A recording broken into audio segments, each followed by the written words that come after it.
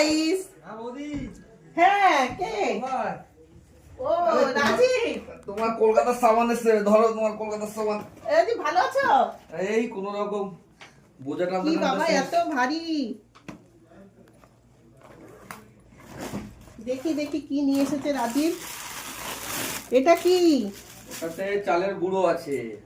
ও বাবা দেখো সাজ। এটা কে পাঠালো? ওটা তোমার শাশুড়ি পাঠিয়েছে।